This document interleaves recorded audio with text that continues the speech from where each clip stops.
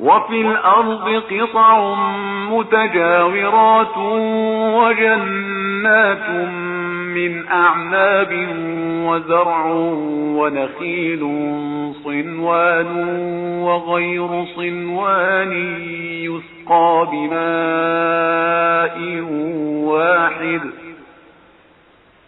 ونفضل بعضها على بعض في الأكل إن في ذلك لآيات لقوم يعقلون.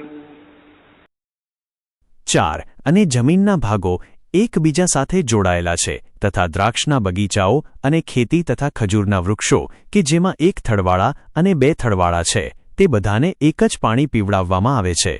આમ છતાં અમુકના ફળોને બીજાના ફળો કરતાં બહેતર બનાવીએ છીએ. બેશક તેમાં વિચાર કરનારાઓ માટે નિશાનીઓ છે. તફસીર. જમીનના અલગ અલગ ભાગો એકબીજાની બાજુમાં જોડાયેલા છે અને તેઓ ફક્ત જગ્યાની રીતે જ નજીક નથી પણ જેમાંથી બનેલા છે તે બાબતોમાં પણ એકબીજા જેવા છે. સિનવાન શબ્દ દેખાવમાં બે વચન જેવો લાગે છે પરંતુ તે સન્વનો બહુવચન છે. તેનો અર્થ છે એક જ મૂળમાંથી નીકળતી ડાળી. અહીં તેનો અર્થ એક સરખા અથવા સમાન એવો થાય છે.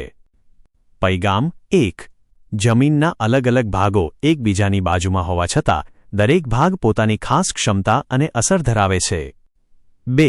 વિવિધ રંગ, સ્વાદ, સુગંધ અને આકારવાળા ફળો આ બધું અલ્લાહની કુદરતની નિશાનીઓ છે. 3. ફળોમાં આવતી વિવિધતા અલ્લાહની મરજીથી છે, નહીં તો એક જ પાણીનો સ્વાદ તો એક જ હોય. 4.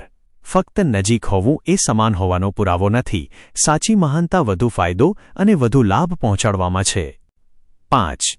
અક્કલવાળા લોકો ખોરાકમાંથી ફક્ત પેટ નથી ભરતા પરંતુ પોતાની ઈમાનની રૂહને પણ મજબૂત બનાવે છે, જ્યારે બીજા લોકો ફક્ત પેટ ભરવા સુધી જ સીમિત રહે છે.